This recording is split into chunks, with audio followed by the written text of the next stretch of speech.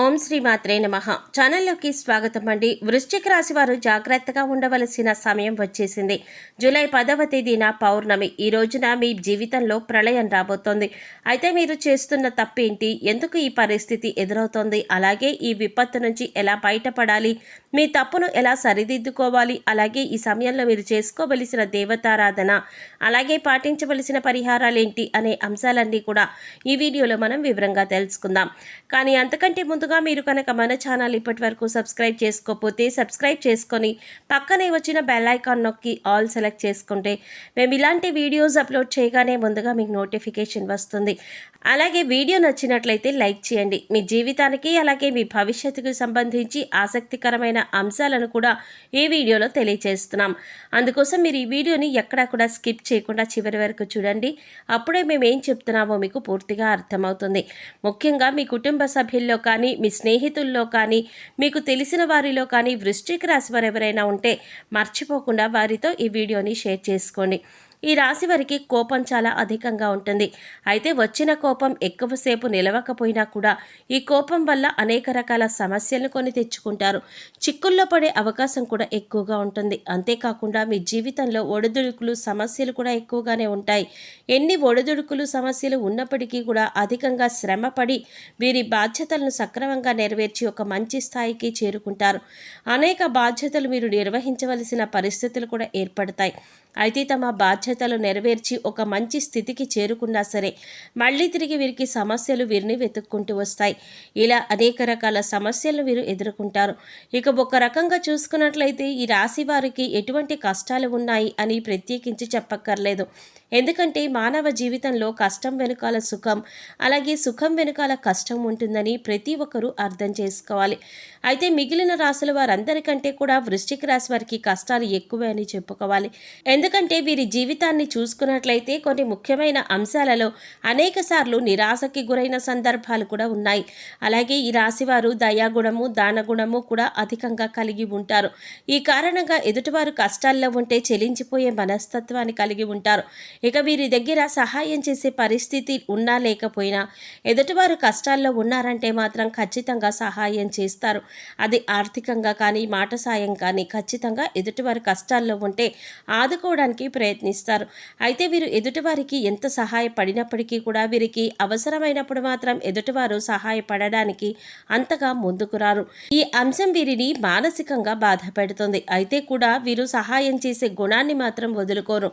ఎదుటివారి చేతిలో ఎంత మోసపోయినా మళ్ళీ తిరిగి వారిని నమ్ముతూ ఉంటారు. ఒక రకంగా ఈ రాశివారు మానసికంగా స్థిరత్వాన్ని కలిగి ఉంటారనే చెప్పాలి. ఈ విధంగా మీరు ధైర్యాన్ని కోల్పోకుండా ఉంటే కష్టం వెనకాలే సుఖం వస్తుంది అన్న విషయాన్ని గ్రహించాలి.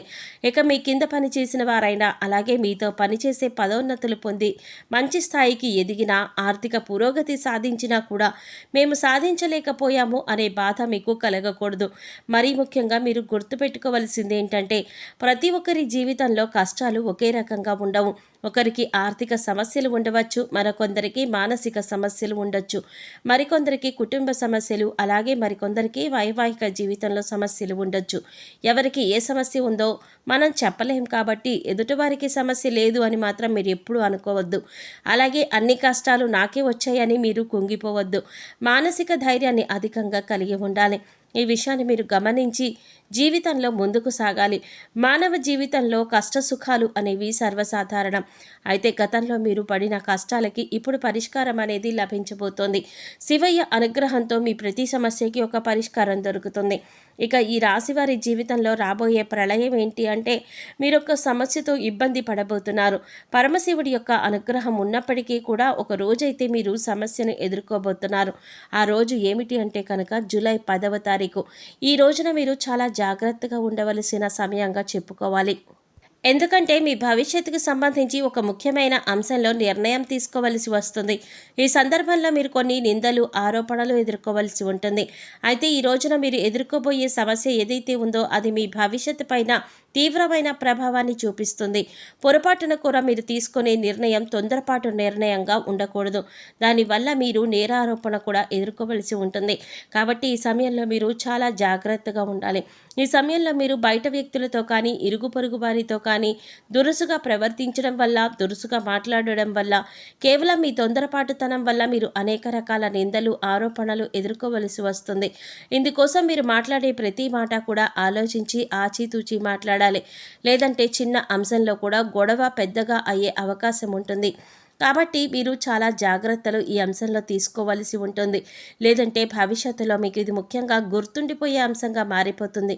అంతేకాదు మీరు జీవితంలో మర్చిపోలేని విధంగా ఈ అంశం మీ పైన ప్రభావం చూపిస్తుంది.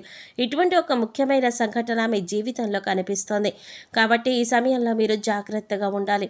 ఈ సమయంలో మీరు మౌనంగా ఉండడానికి ప్రయత్నించండి. అలాగే దురుసుగా ప్రవర్తించకండి. ఈ రాశి వారికి కోపం అధికంగా ఉంటుంది. ఇక ఈ కోపం వెంటనే తగ్గిపోయినప్పటికీ కూడా మీరు అధికంగా కోపం ప్రదర్శించిన సమయంలో ఫలితాలు అనేవి మీకు వ్యతిరేకంగా రావచ్చు. అప్పటికే సమస్యలు మిమ్మల్ని చుట్టుముట్టొచ్చు. ఇక ముఖ్యంగా ఇటువంటి సమస్యల నుంచి బయటపడడానికి మీరు దురుసుతనం అలాగే కఠినంగా మాట్లాడే స్వభావాన్ని మీరు తగ్గించుకోవాలి. అది మీ కుటుంబంలోనైనా, ఇరుగు పొరుగు వారితో అయినా, సన్నిహితులతోనైనా, పై అధికారులతో అయినా లేదా మీ ప్రియమైన వారితో అయినా మీరు సౌమ్యంగా మాట్లాడడానికి ప్రయత్నించాలి. అయితే ఇటువంటి విపత్కరమైన పరిస్థితుల నుంచి మిమ్మల్ని కాపాడేది ఆ పరమశివుడే. అందుకోసం మీరు ఆ పరమశివుడి యొక్క ధ్యానం చేయండి. ప్రతిరోజు కూడా మీకు సమయం దొరికినప్పుడల్లా ఓం నమ శివాయ అనే పంచాక్షరి మంత్రాన్ని చదువుకోండి. అలాగే రోజు మీకు వీలైనన్ని సార్లు మృత్యుంజయ మహామంత్రాన్ని చదువుకోండి.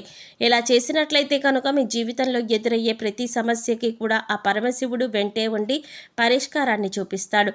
అంతేకాదు పరమశివుడి యొక్క అనుగ్రహాన్ని పొందుతారు. ఎందుకంటే మీ జీవితంలో ఎటువంటి సమస్య మీ దరిదాపుల్లోకి రాకుండా శివయ్య మిమ్మల్ని కాపాడుతారు. అంతేకాదు శివుడికి నీళ్లతో అభిషేకం చేసినా సరే భోళాశంకరుడు చాలా సులువుగా మిమ్మల్ని అనుగ్రహిస్తాడు. అయితే ప్రతి సోమవారం కూడా శివాలయానికి వెళ్ళి శివాలయంలో దీపారాధన చేయడానికి ప్రయత్నించండి. ఆవు నీతితో కానీ నువ్వుల నూనెతో కానీ దీపారాధన చేసి ఒక బిల్వ పత్రాన్ని సమర్పించండి. ఒకవేళ మీకు గుడికి వెళ్ళడానికి కుదరకపోతే మీ ఇంట్లో ఉండే శివలింగానికి బిల్వపత్రాన్ని సమర్పించండి. నీటితో అభిషేకాన్ని చేయండి. ఈ విధంగా శివుడిని పూజించినట్లయితే శివయ్య మిమ్మల్ని కష్టాల నుంచి బయటపడేస్తాడు. మీకు రాబోతున్నటువంటి ప్రళయం నుంచి కూడా బయటపడేందుకు మార్గం తెలుస్తుంది. అలాగే మీకు ఉన్నంతలో దాన ధర్మాలు చేయడం మంచిది. దాన ధర్మాలు చేయటం వల్ల ఎంతో పుణ్య ఫలితం మీకు లభిస్తుంది. అపారమైన దైవశక్తిని పొందుతారు. ఇక మిగిలిన అంశాలలో మీరు మిశ్రమమైన ఫలితాలు పొందబోతున్నారు. అయితే మీకు ఉండే కోపం, మాట తీరు అలాగే కఠినమైన స్వభావం కారణంగా ఈ సమస్య పెద్దదయ్యే అవకాశం కూడా ఉంది. కాబట్టి ఈ అంశంలో జాగ్రత్త వహించండి.